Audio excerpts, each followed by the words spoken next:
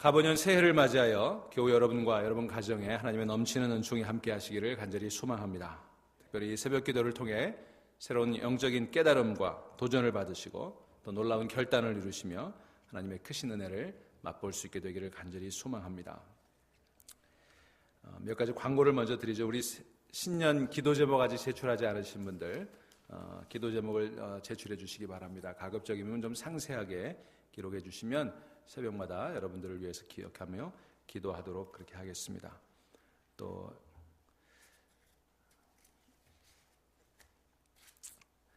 우리가 이제 오늘부터 에스라서를 공부하게 되었습니다. 지난 가을에 우리가 3주간 특별 새벽 기도회를 하면서 느헤미야서를 읽었죠. 그때 많은 분들이 느헤미야서 강해를 통해 많은 은혜를 받았다 그렇게 말씀을 하셨습니다. 그래서 이번에는 신년 새벽 기도회에서 에스라서를 가지고 함께 은혜를 나누고자 합니다. 오늘은 에스라서 전반에 걸친 서론에 해당되는 이야기들을 드리겠는데요. 내일부터는 오실 때 예레미야서를 한 장씩 매일 읽고 오시면 좋겠습니다. 그래서 내일은 1장, 모레는 2장 이렇게 한 장씩 읽고 오시면 말씀을 듣는 은혜가 더 넘치리라고 생각을 합니다. 에스라서는 성경에서 보면 느헤미야서 바로 앞에 나옵니다. 우리 지난 가을에 느헤미야서를 공부하고 한 장 앞으로 건너와서 이제는 오늘 에스라서를 공부하게 되는데, 원래 고대 히브리 성서에서는 이 에스라서와 느헤미야서가 한 권의 책으로 되어 있었어요. 이 말은 이 두 권의 책은 같이 연결해서 읽어야 된다 그런 뜻이 될 것입니다. 원래 한 권의 책으로 되어 있던 것이 4세기의 교부였던 제롬이라고 하는 사람이 이제 라틴어로 성경을 번역하면서 이 불가타 성경을 번역할 때 이 에스라서를 에스라 1서, 에스라 2서 이렇게 두 개로 나눴습니다. 그러던 것을 이제 영어로 번역을 할 때 에스라 1서와 2서를 각각 그 책의 주인공이 되는 중심 인물인 에스라와 느헤미야의 이름을 붙여서 에스라서와 느헤미야로 이렇게 구분짓게 되었습니다. 그러나 원래는 한 권의 책으로 되어 있고 내용도 동시대를 기록하고 있고 많은 연결성들을 가지고 있기 때문에 이 에스라서와 느헤미야서는 함께 연결해서 읽는 것이 좋습니다. 이 에스라서가 기록된 시기와 시대적 배경을 이해하는 것이 굉장히 중요합니다. 이 에스라서는 이스라엘이 포로로 잡혀갔다가 예루살렘으로 귀환하게 되었던 그 시대를 배경으로 하고 있습니다. 이스라엘이 예루살렘에 귀환한 연대가 언제냐? 여기 에스라서에 그 성경적 연대가 증거로 나와 있는데 에스라서 7장 7절과 8절을 잠깐 보실까요?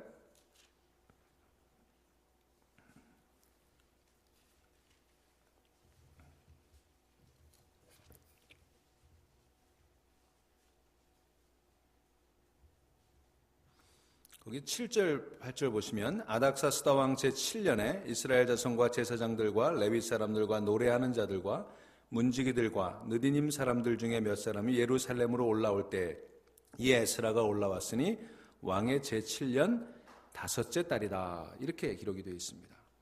그러니까 아닥사스다 왕 제7년에 예루살렘으로 돌아왔어요. 그게 주전 458년경입니다.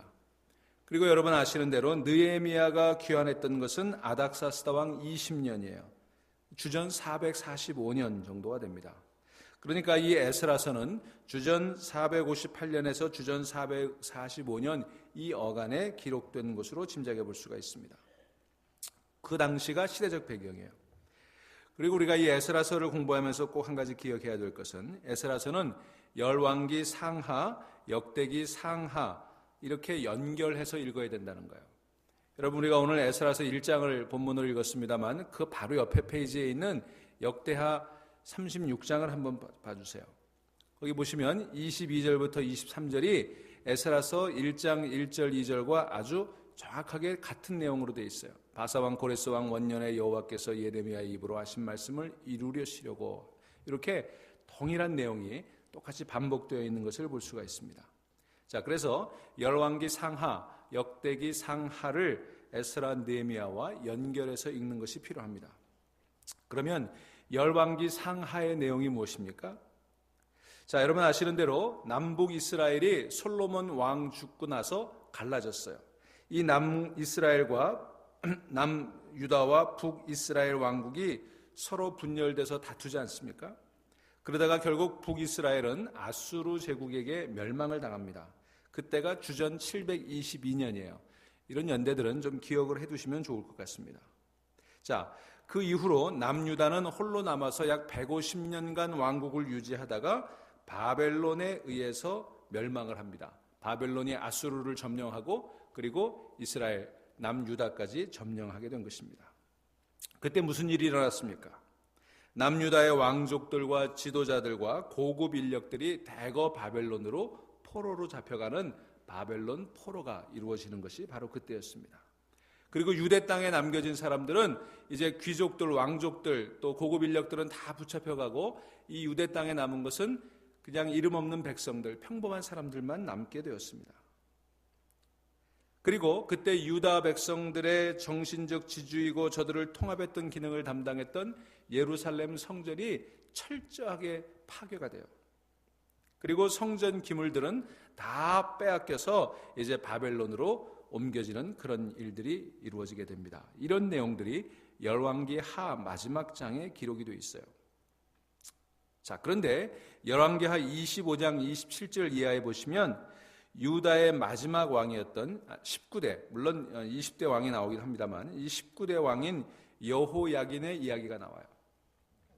이 여호야긴은 왕위에 오른 지 100일 만에 폐위를 당하고 바벨론의 포로로 잡혀갔어요. 그가 바벨론의 포로로 잡혀가서 그 바벨론 감옥에 갇혀 지낸 세월이 37년입니다. 그런데 그가 바벨론 감옥에 37년 지내는 동안에 거기에서 참회하고 또 통회하고 자복하게 되었습니다. 그때 하나님의 은혜가 그에게 임해서 저가 옥에서 풀려나는 그런 일들이 일어나게 됩니다. 왕의 의복을 회복하게 되고 왕이 먹던 음식을 다시 먹게 되고 그의 지위가 회복되는 거예요. 자, 이 이야기가 바로 이스라엘의 회복을 향한 하나님의 계획과 소망을 보여주는 작은 단초가 된다. 그렇게 볼 수가 있습니다. 결국 이 열왕기 상하에서 이야기하고 싶은 메시지가 뭐냐 하면 이스라엘은 실패하였지만 하나님은 실패하시지 않았다는 것입니다. 굉장히 중요한 메시지예요. 이스라엘은 실패했지만 하나님은 실패하지 않으셨다. 사랑하는 여러분, 우리는 실패해도 하나님은 실패하지 않으십니다. 우리는 넘어지지만 하나님은 우리를 일으켜 세워주십니다. 여러분, 우리 2013년에도 우리는 많이 넘어지고 많이 실패했어요. 그러나 나의 실패가 하나님의 실패가 아닌 것을 믿으시기를 바랍니다.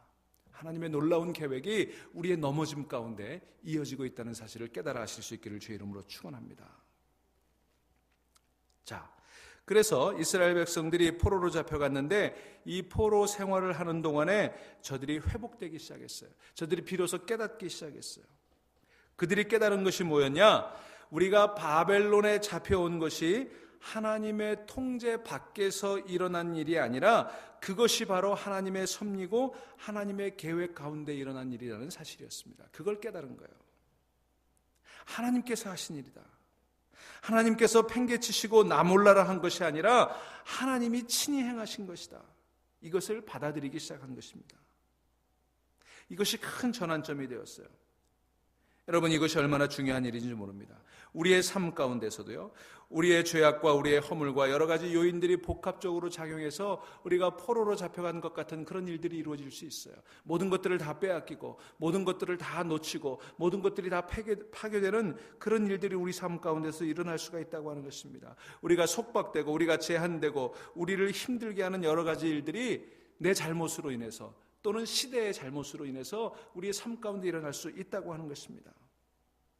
그러나 우리가 그런 일들을 겪게 될 때 그 모든 일들이 하나님의 통제 밖에서 일어난다고 생각하면 우리에게 희망이 없어요. 하나님이 나를 버리셨다, 하나님이 나를 잊어버리셨다, 이렇게 생각하면 우리에게 희망이 없는 것입니다. 그런데 어느 순간 깨달아지는 거예요. 이것이 내 죄로 인한 것이든 아니면 시대의 죄로 인한 것이든 이 모든 일들이 결국 하나님이 하신 일이고 이 모든 일들 속에 하나님이 다스리고 계시고 여기에 하나님의 섭리와 경륜이 있고 이 일을 통해서 하나님께서 나를 부르고 계신다. 이것을 깨닫는 순간 소망이 생기고 지혜가 생기고 그것을 이겨낼 수 있는 능력이 생기게 되는 것입니다.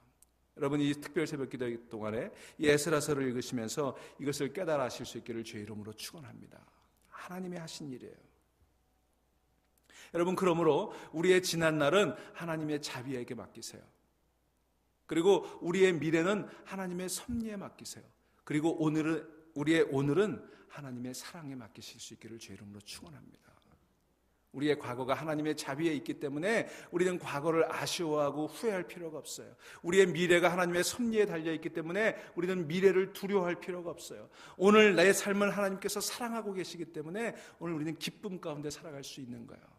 하나님의 자비와 하나님의 사랑과 하나님의 섭리가 나의 과거와 나의 현재와 나의 미래를 이끌고 계시고 그 손에 붙들고 계시는 줄로 믿으시기를 바랍니다. 이것을 이스라엘 백성들이 깨달았던 거예요. 자, 이러한 사실과 아울러서 그 당시에 국제정세가 급변하게 됩니다. 여러분, 요즘 한번 보세요. 요즘 국제정세가 얼마나 급변하는지 아십니까? 우리 그리스도인들은요, 세상 일에 담을 쌓고 사는 사람들이 아니에요. 믿음의 눈으로 세상을 바르게 보고 믿음의 눈으로 세상을 해석할 수 있어야 돼요. 그래서 한 손에는 성경, 한 손에는 신문이라고 하는 이야기가 있지 않습니까? 요즘 보면요, 이 동북아시아, 특별히 한중일 이 3국을 둘러싼 동북아의 정세가 아주 급변하고 있어요. 거기에 미국의 이해가 거기 맞물리면서 아주 급박한 일들이 일어나고 있습니다. 또 북한의 변화에도 우리 주목을 해야 되는 거예요. 앞으로 이 동북아시아에 굉장한 소용돌이가 있을 거예요. 아주 사실은 굉장히 심각한 일들이 이루어지고 있어요. 한국 정부가 어영부영하다가는 정말 어려운 지경에 빠질 수가 있어요. 여러분, 그런 면에서 우리 걱정이 아닐 수가 없는데 우리 이런 문제를 놓고도 우리 기도해야 될 줄로 믿습니다. 아무튼 이 에스라서가 쓰여지던 당시에 국제정세가 아주 급박하게 변화하고 있었습니다. 아수르가 패권을 잡았다가 바벨론에게 망하죠. 그리고 이제 바벨론이 패권을 잡았어요. 바벨론은 지금으로 말하면 이라크에 해당이 됩니다.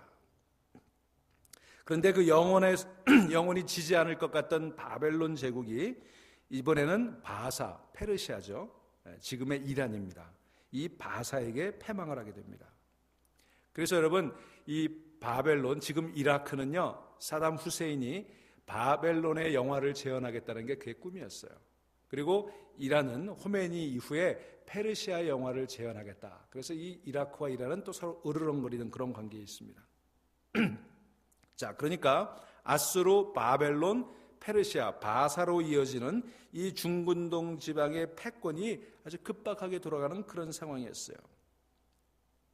자, 그때 페르시아가 순식간에 바벨론 제국을 누르고 그들의 영토를 점령해서 이제 명실상부한 중근동 지방의 패권자로 부상을 하게 됩니다.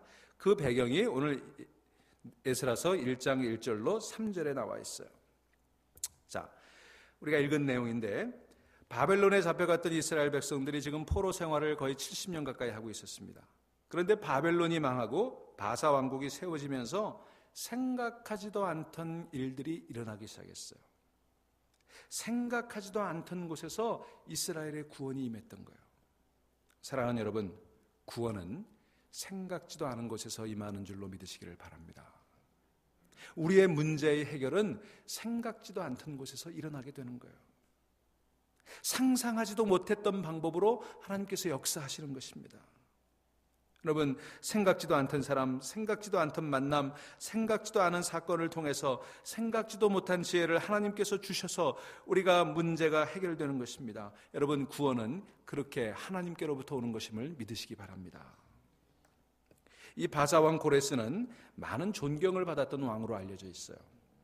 이 바사가 제국을 통치했던 원칙은 힘을 가지고 무력으로 포압 정치를 펼쳤던 것이 아니라 자기들의 속국을 문화와 종교를 존중해 주면서 자치권을 주는 그런 관용의 정책을 베풀었던 것입니다. 그러니까 자신들 통치 안에 들어와 있는 속국들을 속국처럼 대하지 않고 마치 독립국처럼, 연합국처럼 그렇게 대해줬다는 거예요. 이것이 바사가 오랫동안 중근동 지방을 다스릴 수 있었던 그들의 패권의 요인이 되기도 했습니다. 이 바사의 고레스 왕이 이런 정책의 연장선상에서 유대 민족으로 하여금 이제 예루살렘으로 돌아가서 성전을 재건하고 자기들의 문화와 자기들의 종교와 자기들의 역사를 이어가도록 그렇게 허락을 해줬던 거예요. 자, 그런데 보세요. 이런 정치적인, 외교적인 그런 배경이 표면에 있습니다. 하지만 그 이면에는 뭐가 있느냐? 이 이면에는 하나님께서 이 모든 과정을 섭리하고 계시고 경륜으로 이끌어 주셨다고 하는 사실입니다. 그러니까 이 세계를 움직이는 것은 지금 바사 왕, 페르시아 제국을 다스리는 고레스 왕처럼 보이지만, 그러나 실제로 이 모든 일을 누가 주관하고 계세요? 하나님께서 주관하고 계신다. 여기 보세요. 오늘 본문에 보면은 하나님께서 바사 왕 고레스의 마음을 감동시키셨다 그랬어요. 하나님께서 그 마음을 감동시켜 주니까 역사가 변하고 세상이 변하고 새로운 회복이 일어나게 되는 것입니다. 세상은 하나님 손에 있는 줄로 믿으시기를 바랍니다. 하나님께서 역사하시는 거예요. 여러분, 크리스마스가 며칠 지나지 않았습니다만 누가복음 2장 1절에 보면 이런 본문이 있어요. 그때 가이사 아구스도가 영을 내려 천하로 다 호적하라 하였으니 모든 사람이 호적하러 각각 고향으로 돌아가매. 여기 보면 황제가, 로마의 황제가 천하에 영을 내리고 있지 않습니까? 다 호적해라. 그러니까 사람들이 그 명령에 따라 움직이고 있죠. 그 영에 따라서 요셉과 마리아도 호적하러 이제 베들레헴으로 가지 않았습니까? 거기서 예수님이 태어나셨어요. 여러분, 천하를 호령하는 것이 가이사 아구스도처럼 보이지만, 그러나 실제로 세상을 다스리실 왕은 그 속에서 태어나셨다고 하는 것입니다. 하나님께서 예비하고 계획하신 대로 천하의 왕이신 우리 구주 예수 그리스도가 태어나셨어요. 여러분, 가이사 아구스도가 세상을 다스리시는 것이 아니라 하나님께서 세상을 다스리시는 줄로 믿으시기를 바랍니다. 여러분, 우리의 삶의 모든 일들과 세상의 모든 일들을 하나님께서 다스리고 계심을 보실 수 있기를 바랍니다. 이걸 볼 때 세계관이 달라지고 내 고난과 내 역경을 해석하는 눈이 달라지는 거예요. 하나님이 섭리하고 계시고 하나님의 경륜이 나타난다고 믿을 때 우리는 우리의 고난을 새롭게 이해할 수가 있어요. 이게 끝이 아닌 것을 알 수 있게 되는 것입니다. 자, 이 바사왕 고레스가 왜 그런 정책을 펼쳤느냐? 그 이면을 보면, 그 표면은 이렇습니다. 그는 늘 애굽을 염두에 두고 있었어요. 당시에 이 세계의 패권은 항상 애굽과 이 중근동 지방에 있는 나라들 사이의 대결이었어요. 그러니까 이 유다, 이스라엘이 애굽과 인접해 있기 때문에 마치 한국이 미국에게 굉장히 중요한 전략적인 위치를 차지하고 있는 것처럼 이 바사 제국에게 이 유대 땅이 굉장히 중요한 전략적 위치를 가지고 있었어요. 그래서 이 유대 백성들의 충성심을 이끌어내기 위해서 말하자면 유화 정책이 필요했고, 유대인들을 본국으로 송환시켜서 심지어 성전을 건축하고 거기에 정착해 살 수 있도록 배려해 준 거예요. 그래서 이제 그들이 성전을 건축할 수 있도록 여러 가지 금은 기명을 빼앗아 왔던 거 다 돌려주고, 그리고 제국의 창고를 열어서 물질적인 후원까지 하게 된 것입니다. 기가 막힌 일들이 이루어진 거예요. 아무도 상상하지 못했던 일들이 이루어진 거예요. 그 이면에 누가 계십니까? 하나님이 계시는 거예요. 하나님이 고레스의 마음을 감동시키셨어요. 하나님께서 하시면 여러분, 말도 안 되는 일이 이루어지는 줄로 믿으시기를 바랍니다. 누구도 상상하지 못했던 일들이 하나님이 역사하시니까, 하나님이 감동하시니까 되는 거예요. 기대할 수 없는 일들이 하나님께서 하시면 너무 쉽게 되는 거예요.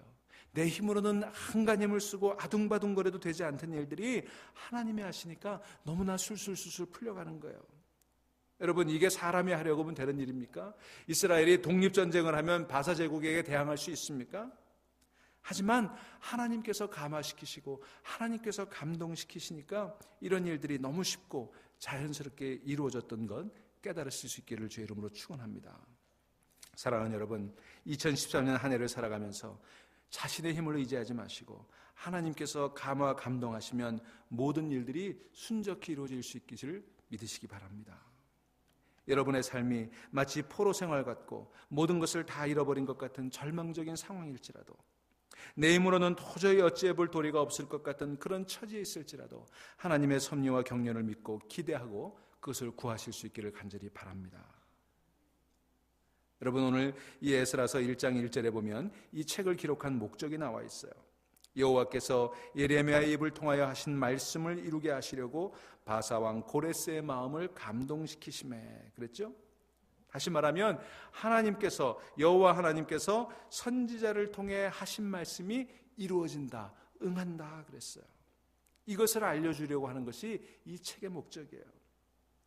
여러분, 하나님의 말씀은 반드시 이루어지는 것입니다. 그 옆에 역대하 36장 21절을 보세요. 이에 토지가 황폐하여 땅에 안식년을 누림같이 안식하여 70년을 지냈으니 여호와께서 예레미야의 입으로 하신 말씀이 이루어졌더라. 아멘. 여러분, 하나님의 하신 말씀 이루어지는 거예요. 그래서 말씀이 얼마나 중요한지 모르겠어요. 여러분, 말씀보다 중요한 것이 어디 있습니까?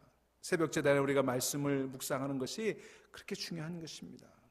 여러분, 말씀을 깨달아야 깨어나게 되고 말씀을 깨달아야 깨어지게 되는 거예요. 그리고 깨어나게 되는 거예요.